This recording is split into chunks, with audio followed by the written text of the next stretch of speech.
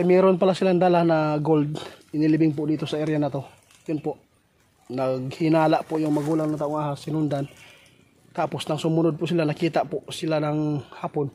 Doon minasakir dito guys.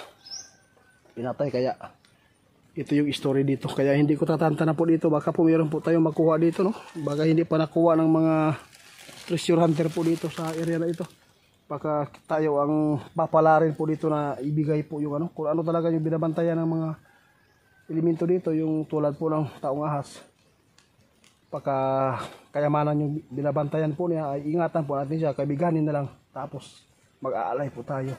Ay, samahan niyo pa ko yun guys. Ito yung exploration po natin, ay magbasid po tayo doon kung baka may nanghukay na naman. At saka si Ramil po kahapon inatake po ng mga kagrupo niya, at saka napagkamalan pa ito ng taong ahas na kasamahan po na naghukay, kaya si Ramil yung inatake po ng taong ahas. Buti na lang si Ramil ay hindi po siya nadali po ng kagrupo niya, no?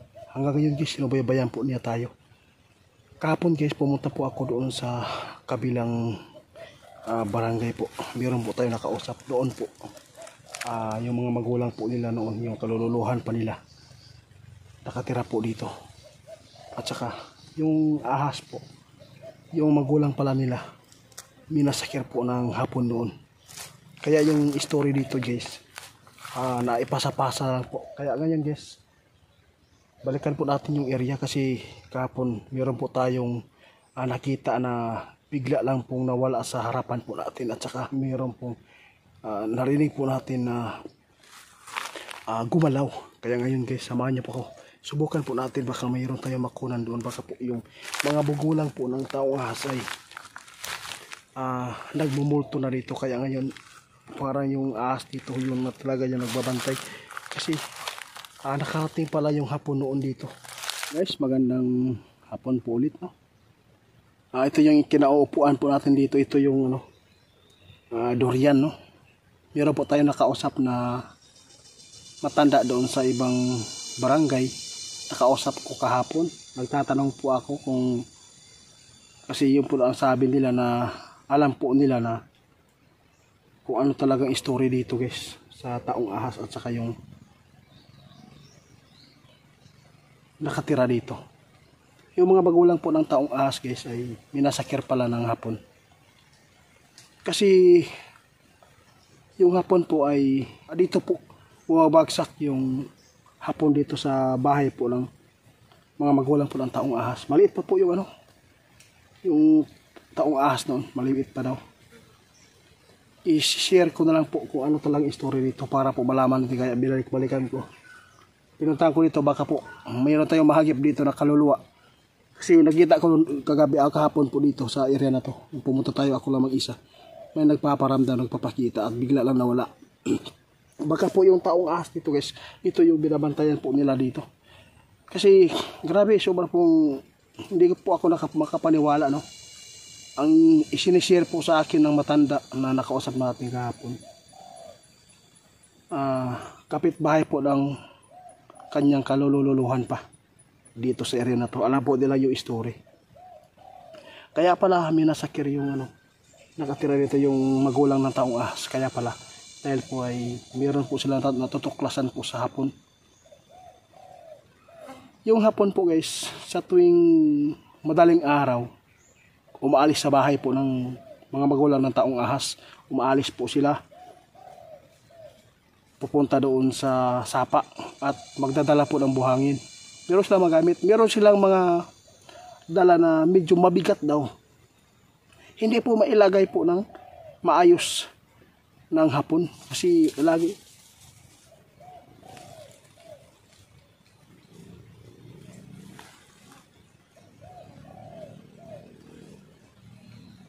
ikaw ba yan, taong ahas?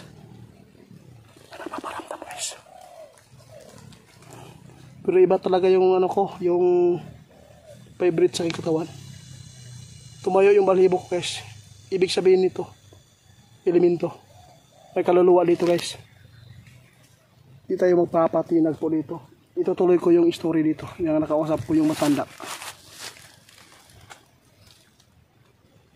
Pagkatapos guys, sa tuwing sila ay umuwi kapag hapon na, wala na pong araw, gabi na. Nagtataka po yung mga magulang po ng taong ahas dito. Sobra daw bulingit. Marumi yung mga katawan. Yung mga para may siminto. Pagkatapos hinala po yung taong magulang po ng taong ahas. Sinubukan nila sundan.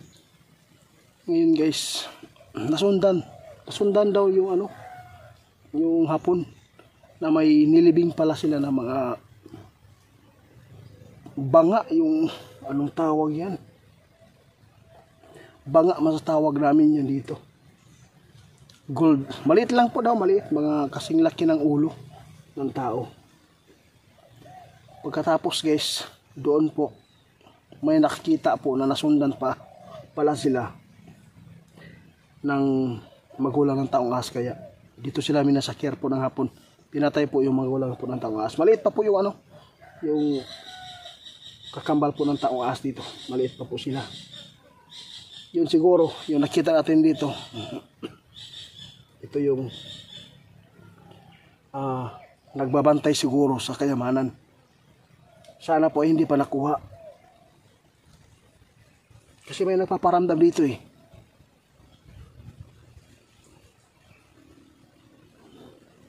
Gusto ko talaga maingay ako dito kasi para lumabas sila. Excuse me. Kaibigan, taong ahas, alam ko na nasa palibot ko kayo. Dawatan na lang na wala na imuhang mga magulang. Ang importante dyan na hindi po kayo mambibiktima po ng inosente po dito.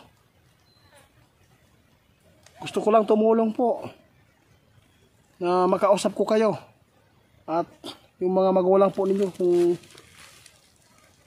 nagbumulto man dito.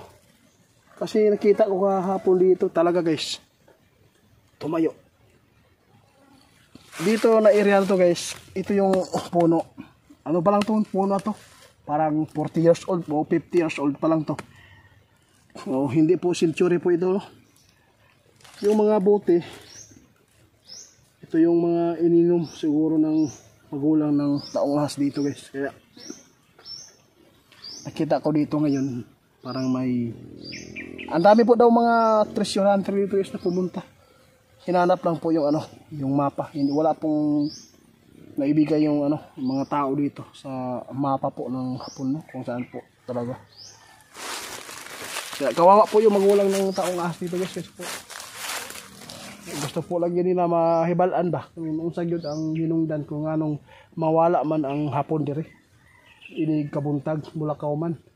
Muuli ra og gabi na. Kaya meron pala silang dala na gold inilibing po dito sa area na to. Yun po. Naghinala po yung magulang ng taong ahas, sinundan.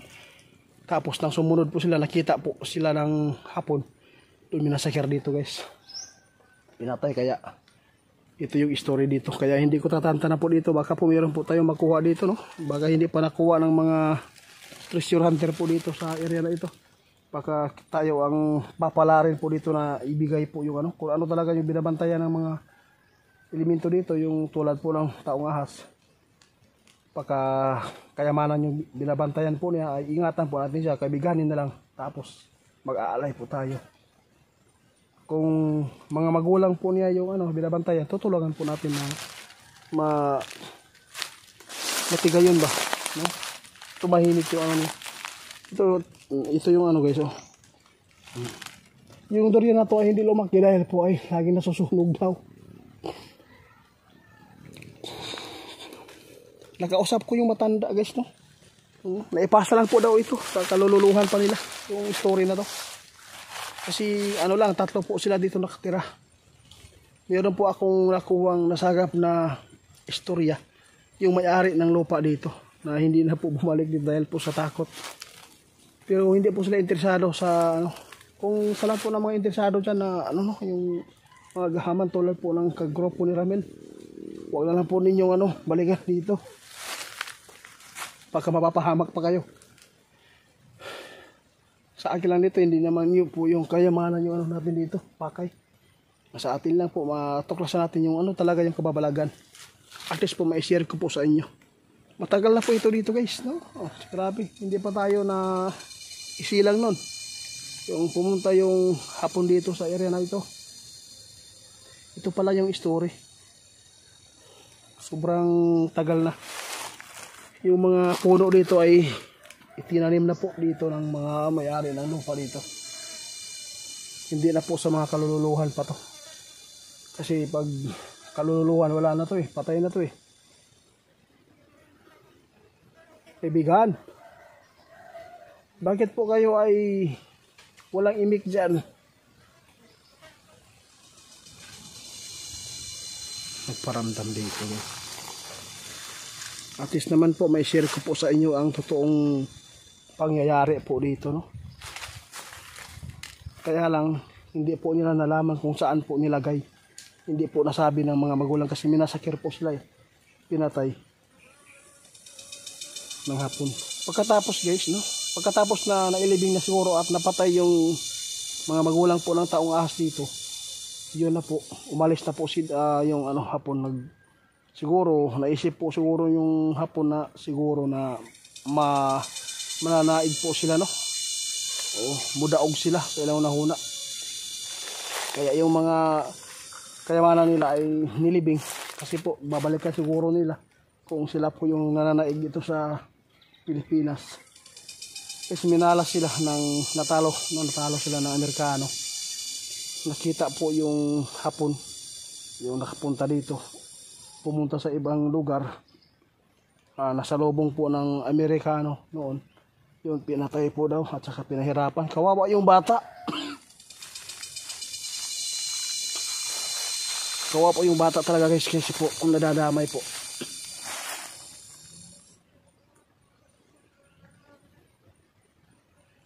Wala na pagpakita guys. Siguro naintindihan na po ng taong ahas dito yung pakay po natin. Hindi po tayo gahaman. Hindi po yung treasure kayamanan yung pakay natin, kundi tumulong lang. Sana po may balik po ninyo kaya kaibigang ahas yung binatilyo. Ang lamig ng hangin guys, dumampi. Alam mo maririnig po ninyo.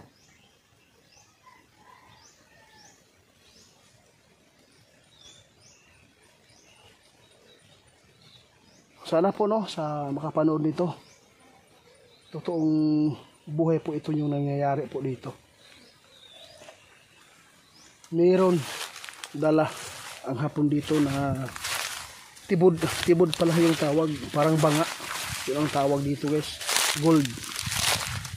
At saka may Buddha, Buddhist. Yun po. Sana po no,